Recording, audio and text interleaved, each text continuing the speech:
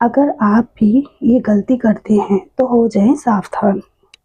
जय माँ काली। आज मैं आपको आज मैं आपको एक ऐसी गलती बताने जा रही हूँ। अगर आप उस गलती को करते हैं तो आपको सावधान हो जाना है और इस गलती को आज से ही बंद कर देना है। उस गलती को दोबारा से नहीं करना है। अगर आप पूजा करते हैं, कोई भगत बनना चाहते हैं या दरबार लगाना चाहते हैं, कोई साधक बनना चाहते हैं, तो इस कार्य के करे बगैर आप ना ही भगत बन सकते हैं, ना ही आप कोई दरबार लगा सकते हैं और ना ही कोई साधना ही कर सकते हैं। तो आइए मैं आपको बताती हूँ कि आपकी वो गलती क्या है।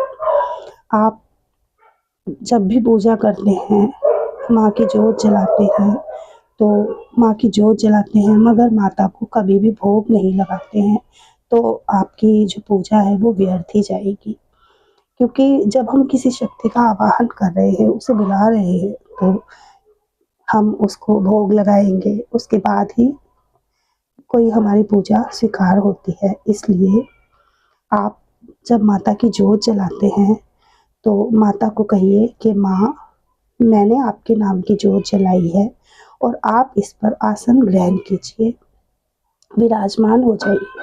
उसके बाद में जैसे हमारे घर में कोई रिश्तेदार आता है, हम उसे पानी पिलाते हैं, उसी तरह से एक गिलास में पानी रखिए और उसमें थोड़ा-सा गंगा जल मिलाकर माता को पानी पिलाइए।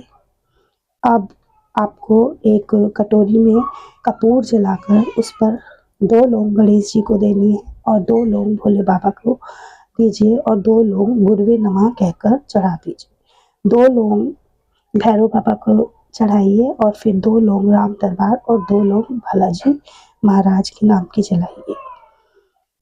जब उसके बाद में जब आपने ये इन सभी देवताओं को भोग दे दिया है, तो आपको 1 बताशा, 2 हरी इलायची और 2 लौंग घी में भिगोकर माता को भोग लगाना है। अगर आप ऐसा करते हैं, तभी आपकी पूजा स्वीकार होती है। ये भोग आपको ज़रूर ही देना है, वरना कोई भी पूजा अर्चना सफल नहीं होती है। तो आप माता को भोग लगाइए, उसके बाद में आसन बिछाकर जब आप बैठे हैं, तो माँ का चालीसा पढ़िए, माँ का मंत्र जाप कीजिए और फिर आरती करिए। आप जो जैसे पूजा करते हैं वह करिए, लेकिन भोग लगाने के बाद। उसके बाद में अगर आपको मेरी ये जानकारी अच्छी लगती है, तो मेरे चैनल को लाइक और सब्सक्राइब करें, ताकि मैं आपको और अच्छी-अच्छी जानकारियाँ दे सकूँ। आप कभी भी जब भी पूजा कर रहे हैं, तो ज़मीन पर ऐसे ही नहीं बैठना है। एक आसन लाल रंग का हो तो बहुत ही अच्छा है। आसन बिछाकर बैठें और माता की पूजा अर्चना करें। जब हम एक कार्य एक ही जगह पर बैठकर एक ही समय में करते हैं, तो वह कार्य हमारा सफल और सिद्ध होने लग जाता है। हमारा मंत्र भी सिद्ध होने लग जाता है, जो हमें पता लगने लग जाता है। कुछ ऐसे अनुभव है कि हमें पता लगने लग जाते हैं कि हमारा मंत्र सिद्ध होना शुरू हो गया है। उसके बारे में भी मैं आपको बताऊँगी कि मंत्र किस तरह से सिद्ध होता है या हमारा आसन किस तरह से सिद्ध होता है। तो आपको आसन पर बैठना है और हो सके तो अगर आप सुबह कर रहे हैं, तब भी एक समय पे पूजा करें, शाम है तब भी एक समय पे, आप कभी भी एक समय पे पूजा करें और भोग लगाएँ, माता का आवाहन करें और माता को भोग लगाने के बाद में आप चालीसा पढ़ें, मंत्र का जाप करें, तो माता का जो मंत्र है वो सबसे प्यारा मंत्र जो है, जो मेरा बहुत ही फ़ेवरेट, बहुत ही प्यारा मंत्र है, वो है ओम क्लीं कालिकायै नमः।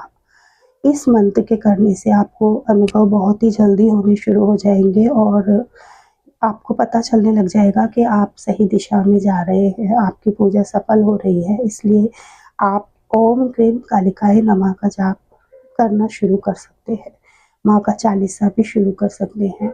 माँ को पान पेड़े का भोग लगाइए, लौंग इलायची का भोग लगाइए, चीनी का भोग लगा दीजिए, मिश्री का भोग लगा दीजिए, लड्डू का भोग लगा दीजिए, दो या फिर 5 रसगुल्लों का भोग लगा दीजिए, ब्लैक वाले जो होते हैं काले रसगुल्ले, या फिर शहद का भोग लगाइए, अनार का भोग लगाइए। अगर आप पे कुछ भी नहीं बन रहा है, तो आप लौंग बताशे का भोग लगा दीजिए या फिर चीनी का भोग लगा दीजिए, लेकिन भोग ज़रूर लगाइए, क्योंकि जब हम किसी के घर जाते हैं तो हम भी तो वहाँ पे चाय नाश्ता वगैरह करके आते हैं, तो माँ को भी इसी तरह से हमें प्यार करना है। जय माता दी।